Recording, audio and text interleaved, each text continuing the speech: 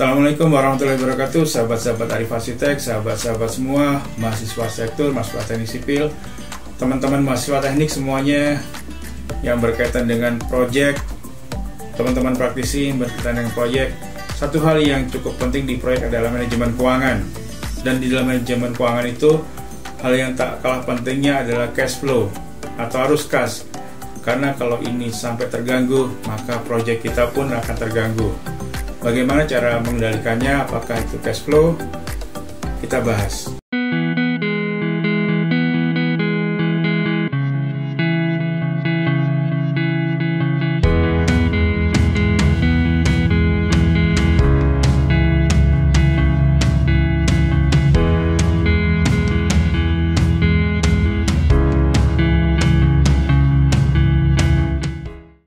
Arus kas proyek atau cash flow merupakan daftar yang mencakup perkiraan penerimaan dan pengeluaran dana yang terjadi pada suatu unit usaha. Bisa proyek, bisa cabang, divisi, atau badan usaha atau perusahaan tersebut. Cash flow ini cukup penting dan cash flow ini berada dalam satu masa yang telah ditentukan. Untuk proyek biasanya adalah usianya seusia proyek, dimulai hingga proyek berakhir. Sedangkan untuk unit jangka panjang bisa sesuai dengan masa kalender berjalan atau dalam 1 tahun kalender, terutama untuk perusahaan di sektor konstruksi. Karena proyek itu adalah suatu tulang punggung bagi suatu industri jasa konstruksi, maka arus kas itu sangat penting kita perhatikan, karena jika terjadi kesalahan di dalam pengelolaan arus kas, maka akan mengganggu sekali bagi perusahaan jasa konstruksi. Apakah tahapan-tahapan dalam penyusunan arus kas atau cash flow? Tahapan operasional ini merupakan hal yang sangat penting dalam hal kita membuat cash flow. Tahapan operasional ini berdasarkan dari beberapa hal. Pertama, berdasarkan dari kontrak yang telah dibuat kontraktor dengan owner. Berkaitan dengan nilai kontrak, berapakah nilai kontrak yang telah disepakati. Kemudian jangan lupa juga mata uang yang digunakan di dalam kontrak tersebut. Kemudian yang penting berikutnya adalah bagaimana cara penagihan dari termin semisal untuk proyek tersebut. Kemudian yang tak kalah pentingnya adalah berapa lama waktu pencairan dari penagihan. Karena ini cukup penting. Ada yang sampai waktu penagihannya sudah selesai semua, waktu pencairannya cukup lama, misalnya ada 30 hari kerja. 30 hari kerja bukan 1 bulan, tapi lebih dari 1 bulan. Dan ini kalau misalnya proyek yang jangka pendek, ini sangat mengganggu, karena akan mengganggu cash flow. Jadi cukup kita harus memperhatikan juga kapan waktu untuk mulai penagihan dan waktu kapan pencairan penagihan, agar kita bisa menghitung cash flow keuangan. Kemudian berikutnya adalah berkaitan dengan pekerja di lapangan, misalnya dengan mandor, tukang, pekerja harian yang ada di lapangan. Misalnya menggunakan tarif pengupahan setempat. Apakah menggunakan gaji standar setempat atau tidak? Semisal lokasinya proyek itu di kota pinggiran, sementara kantor pusatnya ada di Jakarta, atau misalnya di ibu kota provinsi, sementara proyeknya di tempat lain. Ini sangat berpengaruh apakah kita menggunakan sistem pembayarannya menggunakan lokasi proyek atau bukan. Kemudian apakah menggunakan progres, kalau itu menggunakan sistem borongan, progres pembayaran sesuai dengan kemajuan proyek atau tidak. Sistem pembayarannya apakah menggunakan borongan atau menggunakan harian. Jika menggunakan harian, pembayarannya apakah per minggu, yang lazimnya adalah per hari Sabtu, atau per hari Jumat, atau per 2 minggu. Ini juga akan membantu cash flow dari perusahaan. Kemudian kalau untuk kontraktor juga berkaitan dengan subkontraktor atau subkontraktor. Misalnya berkaitan dengan anggaran dan biaya dari subkontraktor, jadwal progres dan jadwal kemajuan dari subkontraktor. Semisal main kontraktor memberikan beberapa pekerjaan ke subkontraktor, pekerjaan listrik, pekerjaan plafon, pekerjaan finishing cat, dan lain sebagainya. Dan itu juga perlu kita mengetahui kapan pembayarannya, bagaimana pembayarannya, apakah per progresnya bagaimana, kemudian kapan kita harus membayar ke subkontraktor jika posisi kita adalah main kontraktor.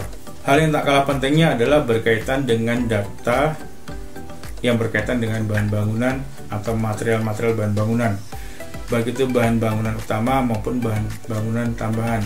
Kalau bahan utama itu berapa, perkiraan pengadaannya, kira-kira apakah itu langsung semuanya atau perbagian. Kemudian ini juga berkaitan dengan verifikasi dokumen untuk pembayaran. Jadi ini ketika material masuk onset, perlu tanda tangan dari persetujuan dari konsultan pengawas yang berkaitan juga untuk proses pembayaran. Kemudian juga penting bagi kontraktor itu berkaitan dengan pembayaran ke supplier bahan bangunan, supplier material. Apakah pembayarannya cash atau bisa tempo 2 minggu atau bahkan 1 bulan.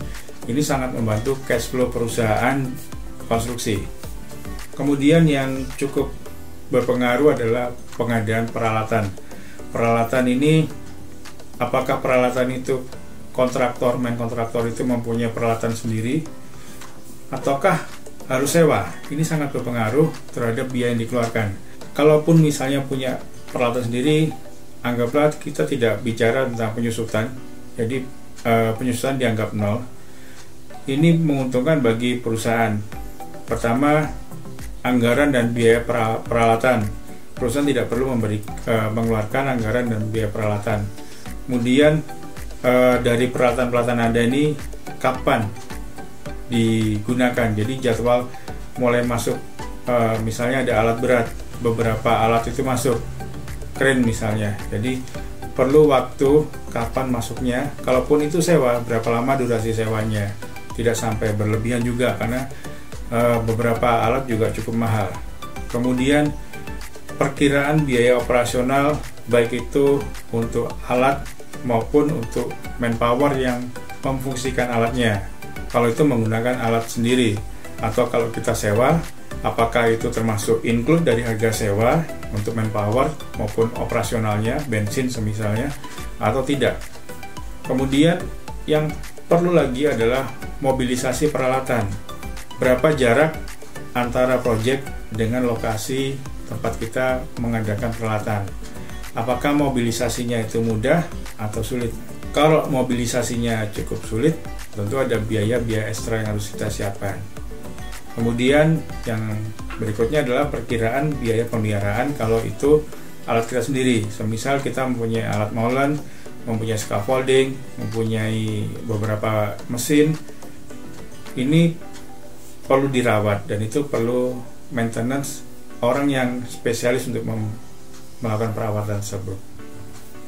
Kemudian yang perlu lagi adalah data dari sumber daya manusia dan sarana penunjang, karena semisal proyek itu cukup jauh dari kota atau proyek itu tidak berada dari kota utama perusahaan, maka ada biaya-biaya yang harus kita keluarkan, semisal biaya untuk jaminan asuransi, biaya mutasi, menempatkan tenaga kita di tempat lain, jadi ada biaya transportasi.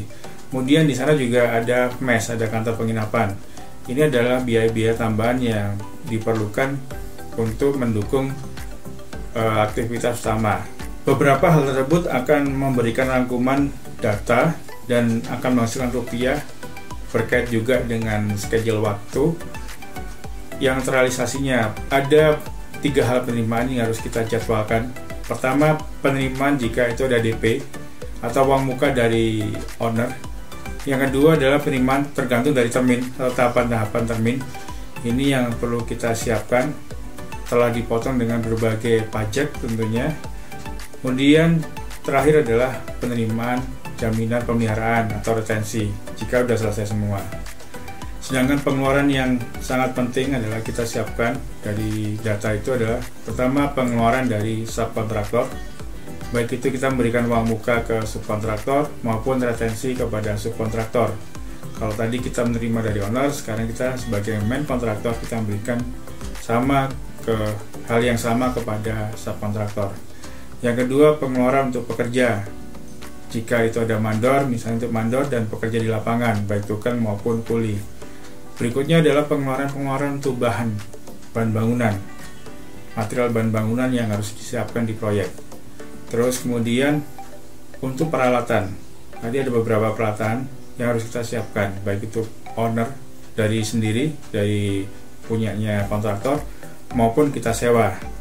Juga harus ada persiapan-persiapan untuk biaya-biaya overhead. Overhead ini yang bisa jadi cukup besar juga kalau kita tidak bisa memperhatikan apa saja kemungkinan biaya-biaya yang bisa keluar, karena overhead ini di dalam proyek semakin besar skalanya, maka resiko biaya overheadnya juga semakin besar, terutama misalnya berkaitan dengan kompensasi proyek. Dari situ kita bisa mencoba membuat gambaran selisih antara penerimaan dan pengeluaran.